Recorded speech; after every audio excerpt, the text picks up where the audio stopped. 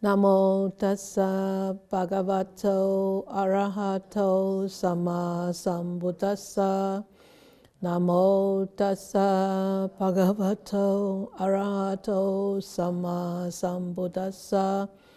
Namo tassa bhagavato arahato sama sambuddhassa. The Ratana Sutta. The city of Vesali was afflicted by a famine, causing death, especially to the poor folk. Due to the presence of decaying corpses, the evil spirits began to haunt the city. This was followed by a pestilence.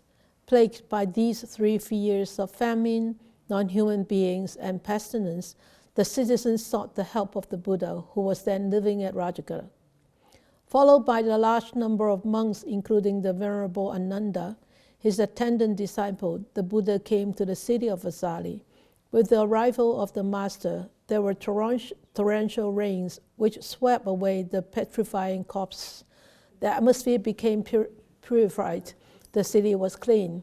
Thereupon the Buddha delivered this jewel discourse, Ratana Sutta, to the Venerable Ananda and gave him instructions as to how he should tour the city with the Detachment citizens, reciting the discourse as a mark of protection to the people of Vesali. The Venerable Ananda followed the instructions and sprinkled the sanctified water from the Buddha's own alms bowl. As a consequence, the evil spirits were exorcised. That pestilence subsided.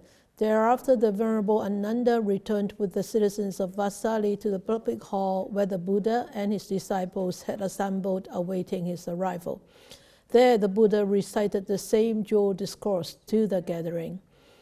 Whatever beings, non-humans, are assembled here, terrestrial or celestial, may they all have peace of mind, and may they listen attentively to these words. O beings, listen closely. May you all radiate loving kindness to those human beings who, by day and night, bring offerings to you, offer merit to you. Wherefore, protect them with the diligence. Whatever treasure there be either here or in the world beyond, whatever precious jewel there be in the heavenly worlds, there is none comparable with the Tathagata, the perfect one. This precious jewel is in the Buddha. By this asseveration of the truth, may there be happiness. That cessation, that detachment, that deathlessness, Nibbana supreme, the calm and collected Sakyan Sage, the Buddha had realized. There is not comparable to this Nibbana Dhamma. This precious jewel is the Dhamma. By this asseveration of the truth, may there be happiness. 4 ways of describing the Nibbana. The Supreme Buddha extolled a path of purity, the Noble Eightfold Path, calling it the path which unfailingly brings concentration. There is not comparable to this concentration. This precious jewel is the Dhamma. By this asseveration of the truth, may there be happiness. The 8 persons extolled by virtuous men constitute 4 pairs. They are the disciples of the Buddha and are worthy of offerings. Gifts given to them yield rich results. This precious jewel is the Sangha. By this asseveration of the truth, may there be happiness. With a steadfast mind and applying themselves well in the dispensation of the Buddha Gotama, free from defilements, they have attained to that which should be attained, arahantship, encountering the deathless. They enjoy the peace of Nibbana freely obtained. This precious jewel is the Sangha. By this asseveration of the truth, may there be happiness.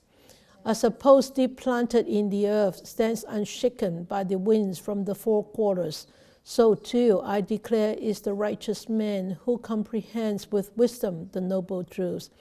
This precious jewel is the Sangha. By this asseveration of the truth, may there be happiness. Those who realize the noble truths well taught by him who is profound in wisdom, the Buddha, even though they may be exceedingly heedless, they will not take an existence in the realm of sense spheres. This precious jewel is the Sangha. By this asseveration of the truth, may there be happiness. With his gaining of insight, he abandons 3 states of mind, namely self-illusion, doubt, and indulgence in meaningless rites and rituals, should there be any. He is also fully free from the 4 states of woe, and therefore incapable of committing the 6 major wrongdoings. This precious jewel is the Sangha. By this asseveration of the truth, may there be happiness. Any evil action he may still do by deed, word, or thought, he is incapable of concealing it, since it has been proclaimed that such concealing is impossible for one who has seen the path of Nibbana. This precious jewel is the Sangha. By this asseveration of the truth, may there be happiness.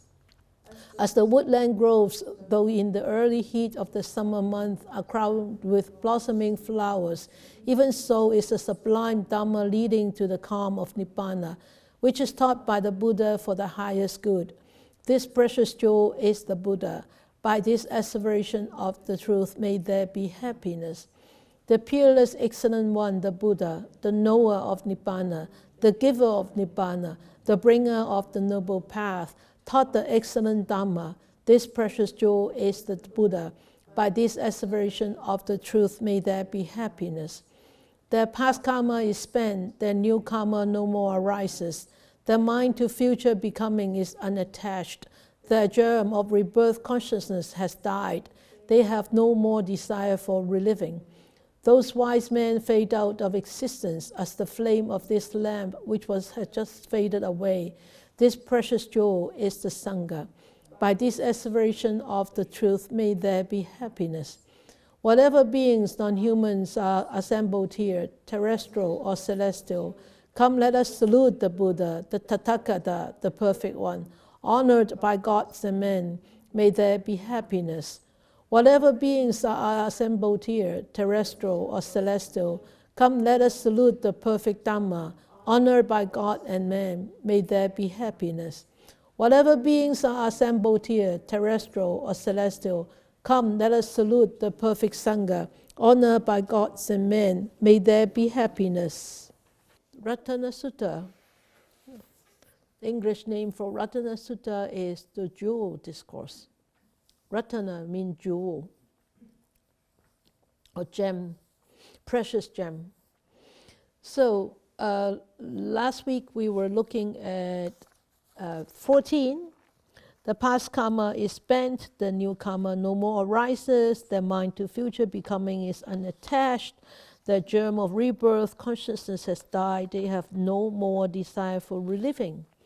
These wise men fade out of existence.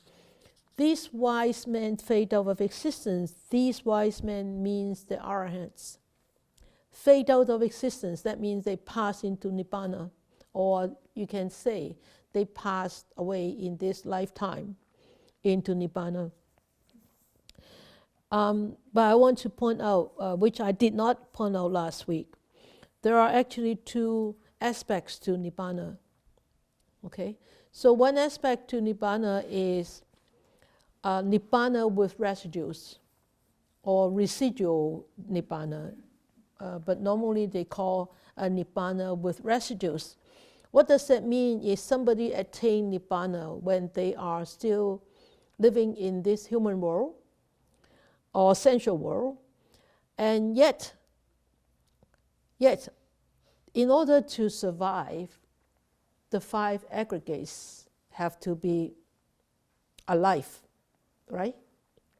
Alive and working, right? So the five aggregates, that means the mind, the mental part, and the physical part. So these have to be still working. So that's why, and it's not dead yet. Okay, it's not completely. They haven't. I mean, they're still having this physical body. They still having this lifetime. So it's called a Nibbana with residues. But when these wise men fade out of existence as the flame of this lamp, that means when these arahants, when this enlightened area disciple go into Nibbana, real Nibbana, that means they are leaving this world and go into Nibbana, then that is a Nibbana without residues. So there is two types of Nibbana.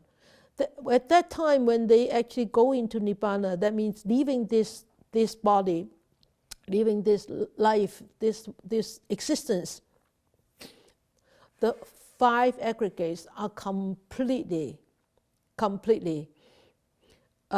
not working, okay? And so, but when they still have that 5 residues when they were still alive, it's called Nibbana with residues. But those 5 aggregates will not make any new karma. Just like it says, the new karma no more arises. So that at that time, actually, the 5 aggregates are already they are still there. They still continue to function, but they don't create any more new karma. But yet, when they go into Nibbana, when they pass from this life, then those 5 aggregates become completely lose their function. All right? So that is called a Nibbana without residues. So there are two different, you can say 2 aspects of Nibbana. Or it's just like, you can say, remember the 8 persons, is somebody is, walking on this path towards the fruition of stream entering. So that's one person. And the person who actually attained the fruition of sotapanna, or stream entering, that's another person. So the person who's walking on the path towards any of such 4 goals, the 4 fruitions, are different from those people who actually have attained those fruitions. Okay? So we have to understand that. It is so-called Nibbana with residues, because they still have to act, they still have to speak, they still have to live. And the Nibbana without residues, that means they have no more renewal of sufferings, renewal of rebirth, birth and death. Like the cycles of samsara, they really have exit from these cycles of samsara. Okay, so that is the I want to actually add that back into verse 14. So you remember that verse 14. Actually, the Buddha was praising the Arahant, how the virtues of the Arahant. So, and after these 14 verses, actually the Buddha finished the whole teaching of the Jewel Discourse, and the Sakya king and many of the gods and men, the deities or devas, actually were around the assembly hall, or even inside the assembly hall, and they heard it, and then the second king said, "Wow, whatever beings, non-human, are assembled here, terrestrial or celestial, come, let us salute." Because the devas, after hearing the teaching, this particular teaching by the Buddha, and when the Buddha actually finished teaching, the remnants of those famine, of those evil spirits, of the pestilence were really completely being settled. So the city of Vesali was completely purified. Okay, so the Sakya king actually witnessed this, and all the devas witnessed this. So the Sakya king said, after the Buddha taught this, and he thought to himself, "Wow, I am the king of the heavenly beings, and I also should give blessings to the people of Vesali. And how should I do it?" And he thought to himself, there is nothing higher than the virtues of the Triple Gem. And I also should give blessings to the people of Vesali by praising the wonderful perfected virtues of the Triple Gem. So that's why the Sakya actually recites these few verses. So he said, oh wow, whatever beings are assembled here, whether it's terrestrial, whether it's celestial, whether it's really human, non-human, or whether it's devas coming, gods coming from the heavenly worlds, come, let us salute, let us pay respect to the Buddha, to the Buddha, to the Tathagata, who are honored by gods and men. And because of this, may there be blessings, may there be safety, may there be security, may there be peace and happiness to these people in Vesali. Okay. Then the second king continued. He said, whatever beings are assembled here, terrestrials or celestial, come, let us salute the perfect Dhamma. Honored by gods and men, may there be safety, security, peace, and happiness. The second king, after hearing this wonderful Dhamma and after hearing about the virtues of Dhamma, and he appreciated so much that he said, let us salute this perfect Dhamma, which there is no comparison.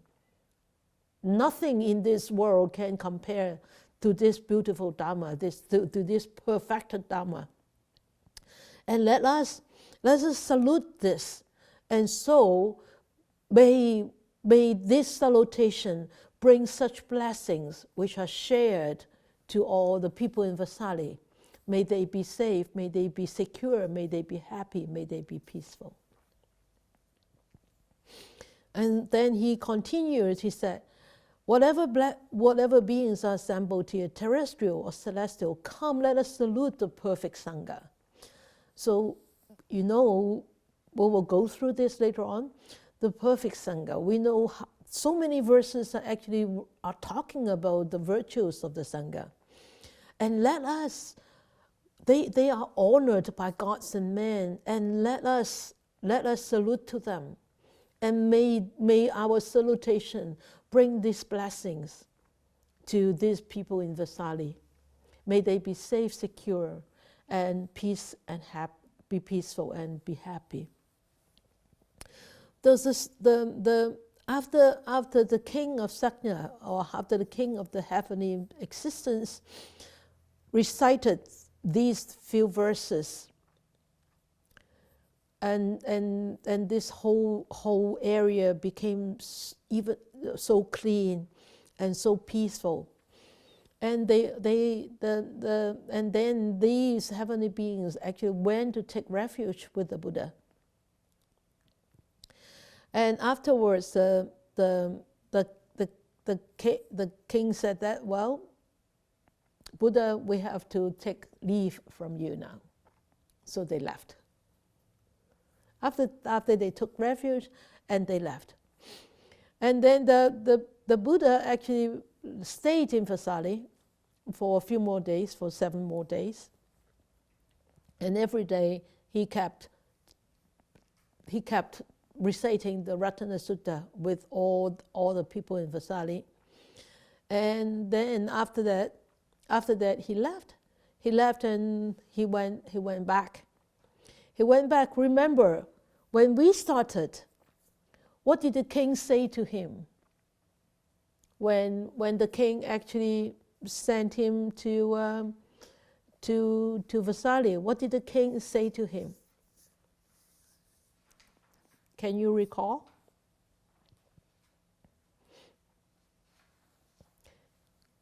What did the king say to the Buddha when he sent the Buddha off and he was standing in the middle of the river while Versha?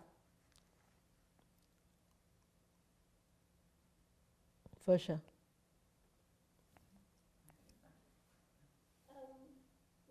I will wait for you here? Yes. He said, I will wait for you here. So the Buddha stayed there, and then they continue to recite the sutta, and then the Buddha actually stayed, according to commentary, the Buddha stayed there for half a month, and then they went back. And the king was waiting. for the Buddha at the other bank of the river and welcome the Buddha back home. So we can see from this sutta, how powerful are virtues, how strong are virtues, those wholesome virtues. So I actually made a little summary of this sutta, summary of the virtues of the three jewels. The words may be a little bit small, but you probably can see it. You put it into full screen, then you may be able to see it clearer. So the summary of the true and exclusive virtues of the triple gem. Let us look at the Buddha gem first, or the gem in the Buddha. So it's actually verse 3. The first verse actually praising the virtues of the Buddha. Verse 3, it says, whatever treasure there be, either here or in the world beyond, whatever precious jewel there be in the heavenly worlds, there is not comparable to the Tathagata. Nothing is equaled to the gem in the Buddha. So that's the first gem. That's the first one. And the second one that is praising the virtues of the Buddha is verse 12. Remember, this is a beautiful simile. As the woodland groves, though in the early heat of the summer month are crowned with blossoming flowers, even so is the sublime Dhamma, leading to the calm of Nibbana, which is taught by the Buddha for the highest good. Remember this verse, the Buddha was being praised through the virtues of the Buddha and also through the virtues of the Dhamma too. Okay? Then it comes verse 13. Verse 13. Next one, please. Yes. Verse 13, it says, the Peerless Excellent One, the Buddha, the knower of Nibbana and the giver of Nibbana, and also very important to us as people who were born after the Buddha, or even born after the Nibbana of the Buddha, was the bringer of the Noble Path. So these are the wonderful virtues of the Buddha, who is the knower, the giver, and the bringer. And most of all, not just the knower, not just the giver, not just the bringer. He was the practical example to show us. This is how I felt, how I feel. He literally showed us because he was an example, because he experienced this himself. So we can learn from him. So he's a role model, right? Okay. So these are the virtues of the Buddha, and the summary of the virtues of the Buddha is verse 3, 12, and 13. Okay? All right, then the virtues of the Dhamma. Virtues of the Dhamma is verse 4. Verse 4 is talking about that cessation, the detachment, the deathlessness, supreme, the calm and collected Sakyan Sage the Buddha had realized. The Buddha has realized these truths. The Four Noble Truths. Okay?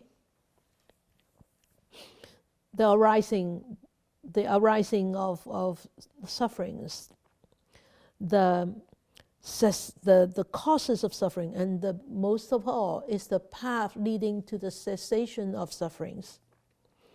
And because of that, we are able to detach ourselves. And when we realize that, we will what? Hopefully one day we will attain this state or this stage of deathlessness. So that's the first verse praising the virtues of the Dhamma. And the second verse praising the virtues of the Dhamma is verse 5. The Supreme Buddha extolled a path of purity, calling it the path which unfailingly, the Noble Eightfold Path, and unfailingly brings concentration. So, because of these supramundane concentrations, samma samadhi, the right kind of concentration which is built up, which is cultivated by developing the right kind of mindfulness, samma sati, with the right kind of efforts. So with this, because of this supramundane concentration, then it brings on what? It brings on this wonderful path. Because we are walking on this path and we cultivate this concentration, because of having this wonderful supramundane concentration, we are able to pierce through these conditions, from this conditioned existence to the unconditioned. Okay? So Dhamma. Now is the virtues of the Sangha. Verse 6. The 8 persons extolled by virtuous men constitute 4 pairs. They are the disciples of the Buddha and are worthy of offerings. So come back to this, who are worthy of offerings. They yield abundant fruit. The 8 persons. And Laurie, you asked a question about Sraka, right? Last week. Sraka is a Pali word which has a meaning in English called hearer. Right? What do they hear? What do they hear?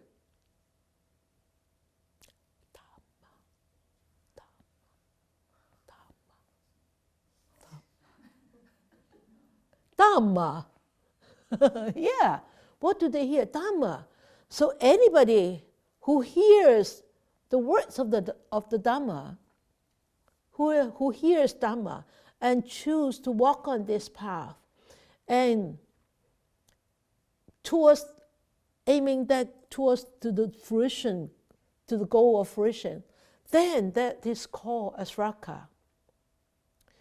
So it's not a Sotapanna is one type of Sraka. Okay? Now you understand. But Bhikkhu Bodhi, I remember Bhikkhu Bodhi actually also mentioned about a word called Arya Sraka. Aryan Sraka. That means the noble hearer. That means those people who are really excelled in Dhamma, in practicing Dhamma, and really excelled in attaining the fruition.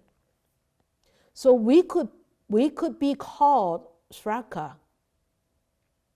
We could be called the hearer of Dhamma, because we are practicing the Dhamma. But we haven't excelled in the Dhamma yet. Right? So when we excel, we become Aryan Sraka. So Sraka, not necessarily a monastic, it could be a layperson. So Sraka, this term is really not limited to be used by Buddhists, not limited as a Buddhist term. It's also a term that has been used for a long, long time by Jainism. Okay, so it probably is a very ancient Indian word. Okay, so is that clear? Good. So that is verse 6 about the Noble Sangha. And verse 7 It said, with a steadfast mind, that means very concentrated mind, and applying themselves well in the dispensation of the Buddha Gotama, free from defilements, they have attained to that which should be attained. So, who have attained the highest achievement is the Arahant. So these noble Sangha members have attained the highest fruition, the Arahants. Okay, and then there's verse 8, who sees the noble truths unwaveringly. These are the stream enterings, the stream enterers. Remember that? Okay, so that's verse 8. Deeply planted post, unshaken. Okay, not even could be shaken by an earthquake or tsunami or whatever. And then the virtues of the Noble Sangha continued into many verses, into the following many verses. Verse 9, those who realize the Four Noble Truths well taught by him who is profound in wisdom. Even if it is very sluggish, remember the sluggish stream enterer, they will not take an existence. That is virtuous. Okay? So verse 9. And verse 10 is, with his gaining of insight, he abandons the three states of mind, the fully free from the four states of woe, and what? No committing of the 6 major wrongdoings. Okay? So that is also virtues of the Sangha, Noble Sangha. And we continue to look at the virtues of the Noble Sangha. It's verse 11. Who are incapable of concealing any tiny little mistakes. They cannot contain it. They cannot conceal it. Because why? They are perfect in morality, in sila. Okay? And then that's verse 14. As their past karma is spent, their new karma no more arises. The mind to future becoming is unattached. The germ of rebirth consciousness has died. They have no more desire for reliving. That's the virtues of the Arahant, who are unattached to feel the future rebirth. Because why? No more seeds. No more seeds of rebirth. They have been cleared out. Completely seedless. Seedless. That's what we are. We are eating grapes, seedless watermelon. But we have to become seedless too. The heart mind has to become seedless. Right? In order not to take any more future rebirth. So that is all about Ratana Sutta. Hey!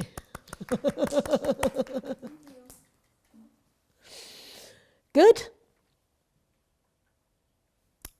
Wonderful. I like this sutta. I like this sutta very much. So, reflections. Okay, since you all know all the questions, you may as well answer them all, or you can pick whatever one that you want to answer, or you want to share. I'm sure some of you have thought about that. I'm sure some of you might have tried to avoid thinking about that, or whatever. Or if you're willing to share, I'm not going to force you. Tonight we only have 39 people. I think some really don't want to share. Maybe some are really chicken that I will pick them, so they did not appear. But anyway, it doesn't matter. I think it's nice to share. I think it's nice to, it doesn't matter. There is no stupid answers, all right? There is no wrong answers. Nothing is wrong. It's your own feeling, it's your own interpretation, it's your own experience, and it's your own sharing, and anything is appreciated. So I will just let you talk.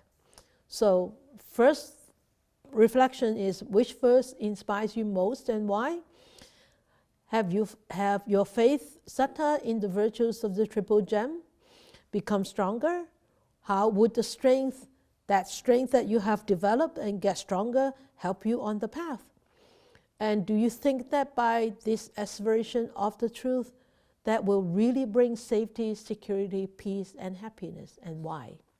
Now it's your turn. Ta-da!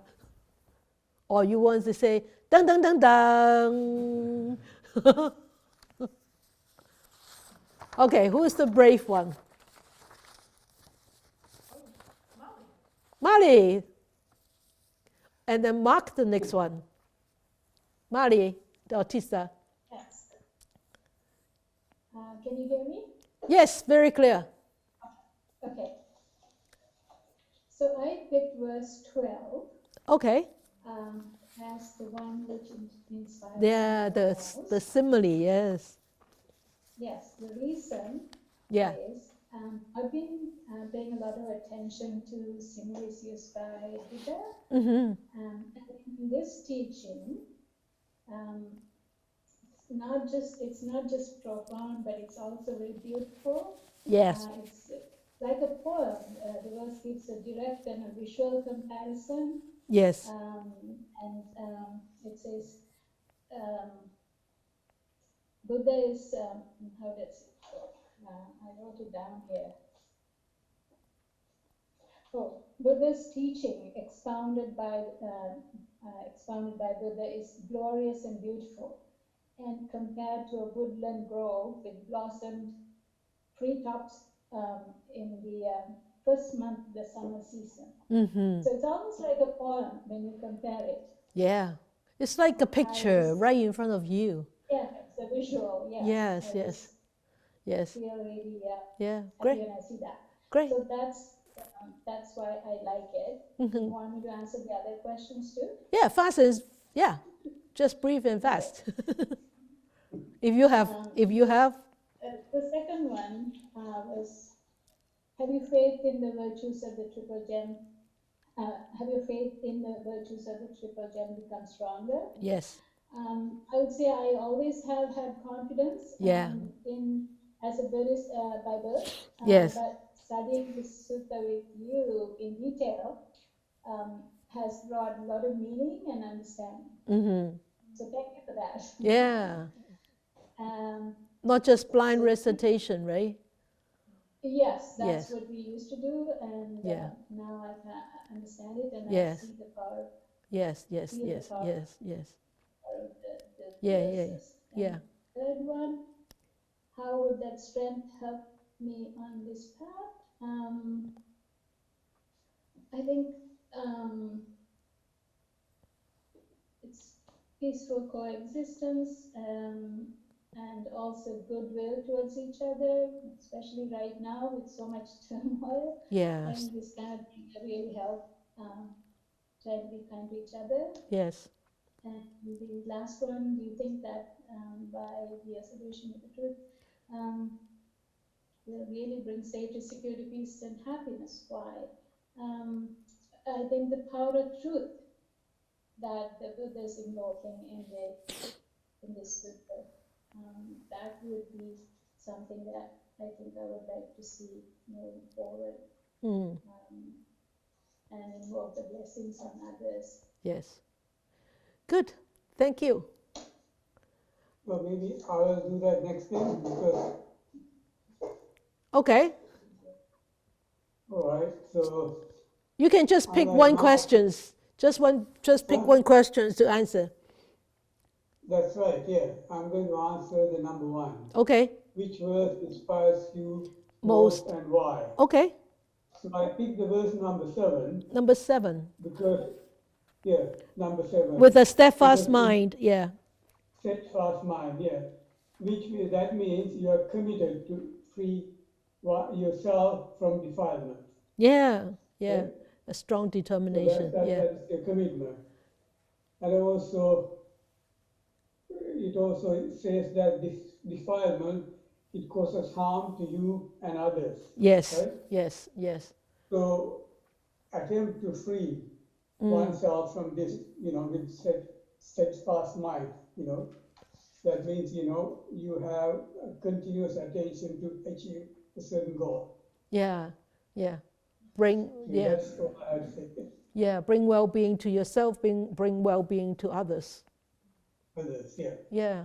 It's really like this. This is like you, Tisa. It's like you doing research, steadfast mind doing research, right? Despite failures, despite difficulties, go on research. Yeah, go. It's yeah. It's just a good representation of you in this verse, I think. Okay. Yeah. Thank you. Yes. Okay. Great. Thank you, Mali and Tisa. Mark, can you unmute? Can you hear me? Yes, very clear. Excellent. I joined late, but number 11 really stood out for me. 11. Okay. Although one does a bad deed by body, speech, or mind, Yeah. one is incapable of concealing it. Yes. It kind of hit home. I mean, it's easy for us, if we do a bad deed by body or speech, to say I'm sorry or to easily acknowledge it. Yeah. But to acknowledge something in our mind, Yeah. something that we think about, Yeah. that would take a true strength. It does. Most actual truth. Yes. And it's really So, not easy. Yeah. It is actually very inspiring to see this. And it is actually a very great example to follow. And because of them able to do this, not concealing, that's why they don't make any more new karma. You see, it's a chain reaction. Yeah? Yeah, oh, excellent. Yeah, it's more powerful every time I look at it than the first time I saw it. Yeah, good. Thank you, Mark. Thank you. Okay, anybody would like to share any one of these? Laurie.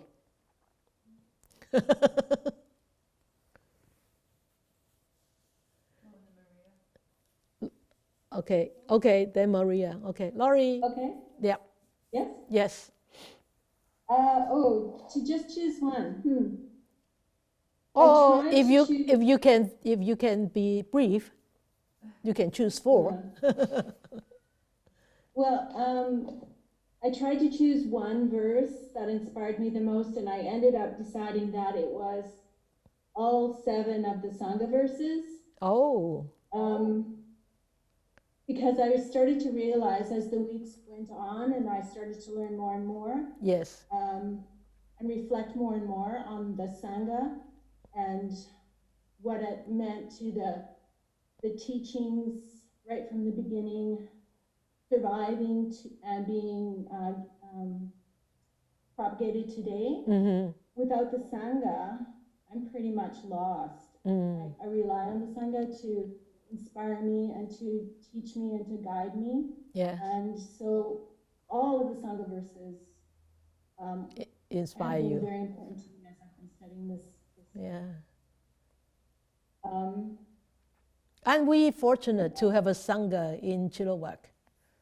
So incredibly fortunate. And studying the sutra has made me realize how incredibly lucky we all are. It's really rare. I kept thinking, I don't know why I end up here.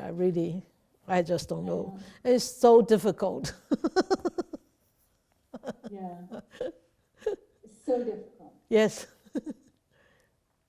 And then I think, if you don't mind, I'll just skip to number 4. Sure. Yeah. Do you think that by the Asseveration asseveration of the truth will really bring safety, security, peace, and happiness?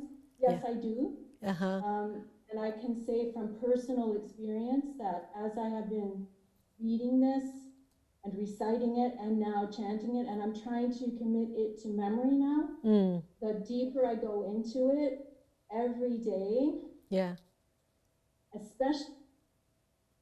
single day, I have experienced a sense of peace and serenity. Yeah. And I feel like that peace and serenity is radiating out from me. So wow, beautiful. It's a physical and a mental thing for me. Yeah. And I think it's incredibly powerful. Yes. I'm so grateful that you have taught this to us. Thank you. Wow, it's nice sharing. Thank you. It works. It does. It works. It really works. It's a really wonderful sutta. I really like this sutta. Yeah. Okay, next one. Maria. Yeah, Maria, you put your hand up, right? Yeah. Okay, there you go. You unmute yourself, Maria, please. There you go.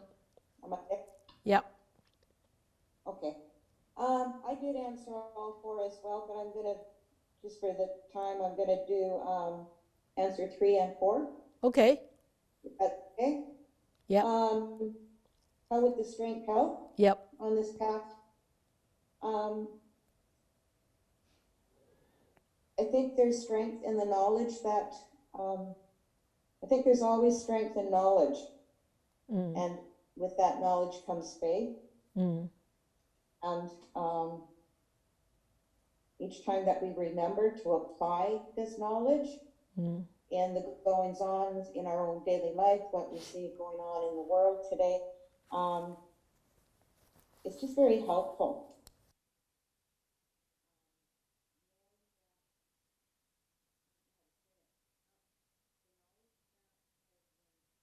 I can apply to life, but also in what's going on in the world outside. It keeps me centered. Yes. It keeps me understanding why this is all going on. Yes. Do I get emotional about some of this stuff? Absolutely. But I also understand that's okay. Yes. And I also understand that it doesn't stay with me. It just, as you tell us so often, it arises and it passes. Yes. Right? I also understand that the world situation is something that is arising and needed to arise, and it will also pass. And they will be on a totally better path after this. Definitely. Number 4. Yep. Do you really think by this aspiration of the truth that I don't know how it could not. There's nothing beyond the truth. Yes. So there, just in that knowledge, there has to be that safety and the security. Just knowing this. Yes. And it's the non-truths that bring out the fears and the insecurities and the non-peace. So yeah, it could be any other way. Exactly. Yeah, exactly. Not knowing, or not respecting, or not practicing. Actually, as you said, that is the non-truth, and definitely that will not bring safety, secure, and peace and harmony. Thank you, Maria. Okay, Yijin. Okay, and then Irene. Oh, can you hear me? Yes, very clear. Yeah, I'll go with 1 and 4. I actually don't have any verse. I like all of them. Oh, good. Yeah. That's very. What I like about this Ratana Sutta is because Buddha praised the quality of each triple gem, the Buddha, the Dhamma, and the Sangha. Yeah. And talks about basically each quality of them, and it just kind of give you confirmation of when you walk on this path, this is the stuff that you will get, the happiness that you will get. Yes. Right, for each stage. Yes. So this is what I like about the Ratana Sutta. Yeah. For number 4, Yeah, I think that by the truth, basically the Dhamma, Yeah. it has bring a lot of happiness and peaceful to me. Good. I'm not sure about security and safety, but I personally experience peaceful and happy. I'm much more, not that before I know about Dharma, I was always worried about this, worried about that. But now, once I understand the Dharma, I know, yeah, these things are just, just come and go, it just, Yeah. I'm just kind of ignoring it. I mean, so it brings a lot of happiness and peaceful to me. Good. That's for sure. Yeah. That's when you are happy, how can you be happy without being safe? Yeah, that's true. Right? Yeah. If you are constantly worried, how can you be happy? So you will be safe. You must be feeling safe and secure before you feel peace and happy. Yeah. So all four are with you. Okay? All right. So, okay, thank you, Eugene. Thank you. Catherine. Next one is Irene Wu. Okay. Hey, Catherine, yes. Thank you, Sifu. Yeah, Catherine. Yeah. Actually, I like all the verses. Okay. But then what triggered me the most is verse 10. It talk about with the gaining of insight, he abandoned the three states of mind. Yes. And that's the arahant, the Suttapana. Yeah. Because what it is before my goal to the path is to be a bodhisattva.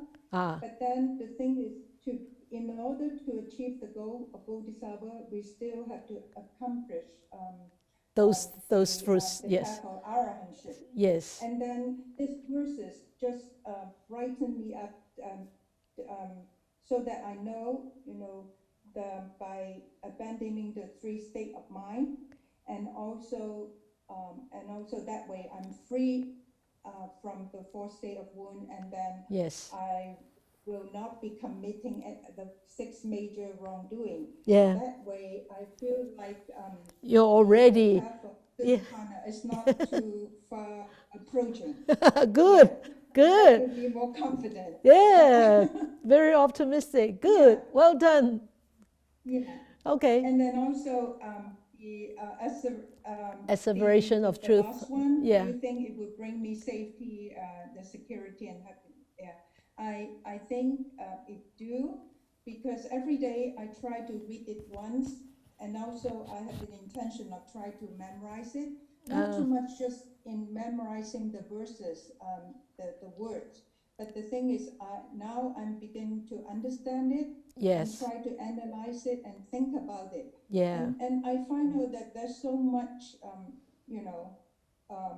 that I learned from this sutta.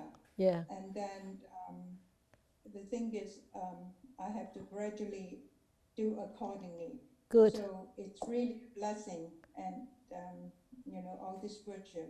And thank you, Sifu. 10 weeks ago, yeah. We started on it. Yes. And it really helped. Good. I'm glad. So, Irene. Thank you, Catherine. Thank you, Sifu. Irene Wu. Yes, Irene. Okay, so for number 4, from my understanding, if you understand the truth, the Four Noble Truths, which is the dukkha, the cause of dukkha, and the path to extinguish the dukkha. Yeah. So you understand the reality, which is the avijja, yes. Impermanence, dukkha, suffering, and also anatta, non-self. Then you don't have any fear, and you may not even need the safety, security, peace, and happiness, because you are really, how do I say it, put it together? You're already safe and secure, happy and peaceful, because those states of mind are not something that you actually create. Right. Yeah, because it's there when you don't see dukkha as dukkha. You just see dukkha as dukkha. You know what I mean? You don't see dukkha as a real suffering, but you see dukkha as a dukkha by itself. is, the nature of dukkha is arising and passing. So why be so upset about it? Why be so angry about it? And just accept it the way it is, and then, then naturally when your mind feels so calm, accepting, as I said, you're very equanimous, you're accepting, you're acknowledging, then you understand, then you transform yourself right there. Correct. Right? Yeah, once you transform, you naturally, spontaneously become safe and secure and happy and peaceful. Right? Great, thank you, Irene. Good. Anybody else? Carrie. You have to unmute yourself, Carrie. There you go. Okay. Yes? Yeah. So my favorite one is their past karma is sent. Oh, yes. The 14th. Karma arrives. Yeah. Yeah. Because I think that if I was one of those newly dead, I would want to hear that and feel truly blessed. Yes. It would provide that insight I would need, that reminder at that moment. Yeah. Okay, make sure we will recite that for you. If I if I die after you, but probably not. So tell your Dhamma friends to remember this, or tell your husband to remember this. Exactly, that would be perfect. Oh, that would be a perfect teaching, really. That would be a perfect teaching at deathbed. Yeah. Wonderful. I'm not making fun of you, Carrie, but it's really... No, I'm hoping I'm going to hold you to it. I'll be listening. Yes. But yeah, wonderful. Yeah, this is nice. Good, thank you. What a strong reminder, eh? At that critical time. Yeah? Mm-hmm. Just to let go. No more new karma. Great. Anybody else? Is that all? Craig. Huh? Craig. Oh. He's got to unmute himself though. Craig, you have to... Yeah. Can you hear me? Yes, very clear. Oh, great. My favorite is 8 as opposed to deep. Deeply planted. The earth stands unshaken by the wind. Yeah. Planted. Yeah. Yes. And I think it was the moment when you were teaching this, and yeah, I felt this passed on in a way that was deeply felt and understood in a new way.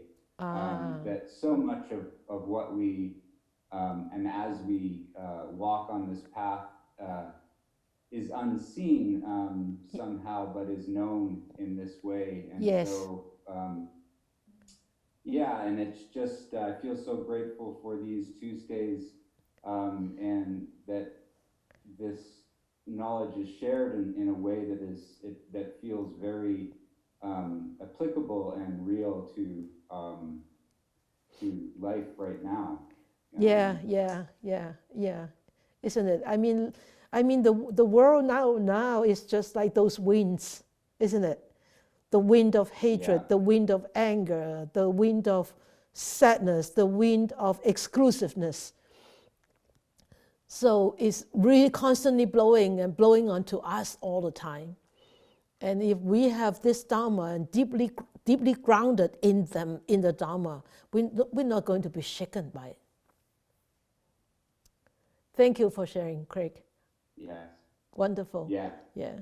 Thank you. And I know a lot of you actually have heard the chanting of Ratana Sutta, because if you have attended the long 10-day courses, then I think on day 3 or day 5, can't remember, day 2, can't remember, but it's being played constantly, and then you won't understand it just by hearing it, but by going through it, just really like this, detailedly going through it, it just inspires you. I mean, when I first read it, it just inspired me so much. I said, oh, one day I need to teach this. And then because I have made such a vow, and it was fulfilled. So be careful of making vow, all right? Make sure it's a wholesome vow. And it fulfilled, and by going through the teaching it, I'm really not teaching, I'm sharing it with you. I learned so much, and it really is strengthened myself.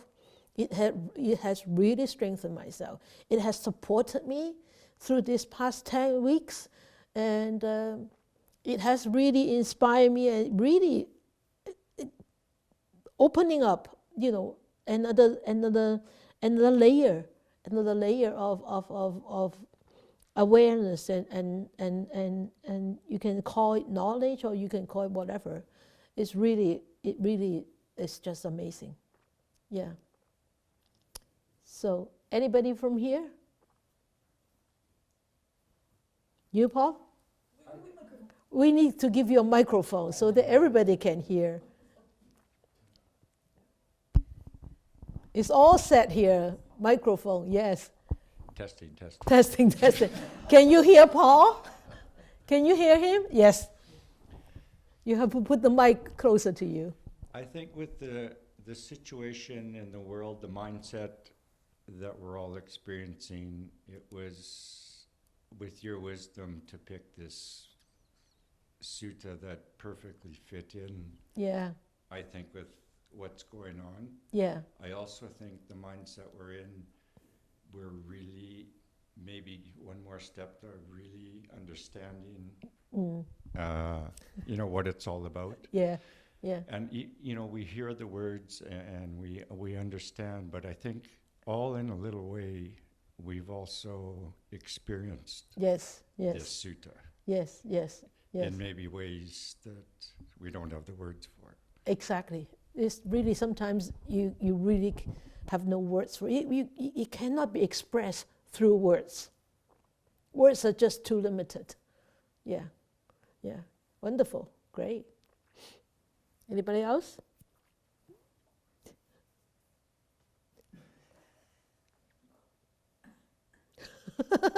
They are passing the mic around,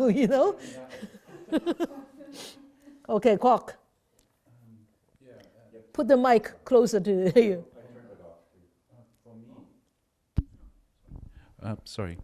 For me, it's like Mark. Verse 11 was one that really stood out for me. Yeah. Because I can really relate to how I, in kind of doing things, it's hard to do things kind of halfway. Yeah. In the past, the mind tends to be lazier, so you try to find an easier way out. Yeah. So when I do things now, it's when things don't feel right or don't look right, I have to make sure that it is right. Like I have to either do things in a way that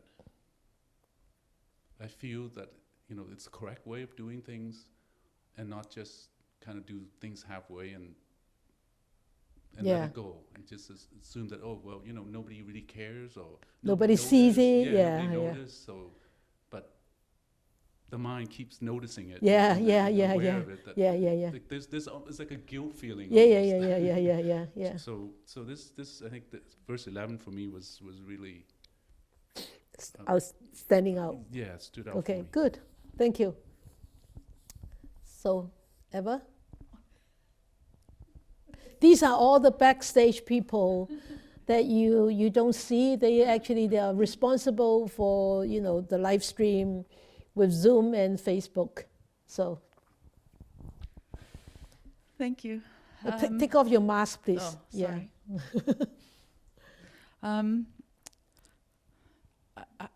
I don't remember what verse it was, because usually I'm trying to focus on the sound and the AV gadgets, stuff. Yeah. But there was something up on the screen, and I was just looking at it, and I really wish I guess this is coming up now just because of what you were saying before, of, sometimes it just hits you. There isn't words for it. Yeah. And I think there was a connection with something just beyond this kind of mundane touching this and hearing this world. And I think that's really in the Ratana Sutta. I don't know. I enjoy that connection. So okay, good. Yeah. Okay, anybody else? Oh, there's Hui with his who? H-U-I with his hand up. Hui? Oh, Xionghui. Oh, Xionghui. Yeah, Xionghui from China. Yeah. Okay, Xionghui. Okay. Thank you, Cynthia. Yeah. I want to say that I like that all the sutra, but I don't know which one is more. That I have to say that during this epidemic, that the infection of COVID-19. Yes. We heard about death most. Yeah. Every day that. Around 700,000 people died from it. Yeah. I have to say, I controlled by the fear most of time. And I have to say that really thankful for you to tell us this Ratana Sutta and explain it. Facing of the fear that when I read this sutra, I know that there are one kind of stage that the Nibbana, that's the real calm. There's this kind of condition is really is completely opposite to the fear. I know that they're kind of condition, and I have to see not only the sutra. When I think about see for yourself, you really set a good moral model for me. Many times I can see that you have no fear when you facing the unexpected accident. I do have fear sometimes. I don't show it much. I have to say that during these 2 or 3 months, yeah, that kind of intensive course for me. Yeah. I just reflect about this most of time. Yeah. I observed my own feeling, Yeah. my own body and Yeah. my mind, all for part of that. Yeah. And I think that there one goal we can reach, that Nibbana. And I think that the virtue tell about Nibbana almost everywhere. That it's right there. The jewel in Yeah. the three gems. Yes. That's my feeling. I just want to say that I really want to say thank you to you, sir, for. Okay, you're welcome. Thank you. Xionghui is from Wuhan, China. So she was the first city. She was in the first city that was being locked down. Yeah. So, okay. Thank you, Xionghui. How? Okay. Any more? You see, why do you have to be so scared? I never force people to talk unless they want to talk. Okay. So, done? Oh, Ivy. Okay. Ivy. Simple.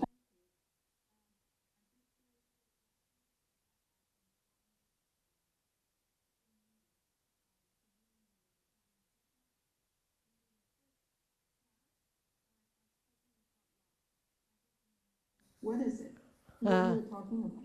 And then I made some effort and tried to catch up. So I only kept up from like number 7. Like all of them are. It's like only few sentences, but the meaning is so deep and so valuable. Yeah. So still need time to digest it and to learn it and to study it. And then I'm so thankful Sifu. He spent so much time on that. I'm so happy and be one of it, that in this difficult situation, I can learn Cantonese, English, Mandarin. And the meditation. And the half-day meditation, yeah. I see you more than I see you more than I used to. 4 times a week. Yeah. Yeah. So if we don't have the wisdom, we don't understand the sutra. We just meditate without all the knowledge. I think it's not working at all. So, yeah. It needs to be supported. And don't worry if you don't understand now. You know, keep going through, keep going back to the video, because the videos will be posted on YouTube. Keep going back, keep listening, keep reading it, keep studying it, keep memorizing it. Every time you will be inspired, you will gain a little bit. Every time. As I told you, 30 years ago when I read the Diamond Sutra, I did not have a clue what Diamond Sutra is about. Now, I memorized the whole Diamond Sutra. But the memorizing part is little. But the understanding part is a big part. I understand a lot more about the Diamond Sutra. And every time, every day when I read it, there are more new knowledges. I cannot say it's knowledge, actually more understanding. That understanding not come from the knowledge. Knowledge comes from studying. But that understanding really comes from your own experience. Oh yes, I experienced this. Oh yes, the Buddha taught this. And I experienced that in my meditation, or I experienced that in my daily life. So 30 years later, today I can tell you I understand the Diamond Sutra much more than I used to, or even 3 years ago. So don't hesitate to really go back to listen. I know it's a little bit dull to go back to listen to watch videotapes and listen, but put it on the audio and just listen. And just keep listening, and keep repeatedly read it through and through. And you will be surprised how much you understand this level. Then you jump, and then you keep jumping, Just like the stream enterer, just like them. You know, we keep working. One day, just boom, done. Optimistic.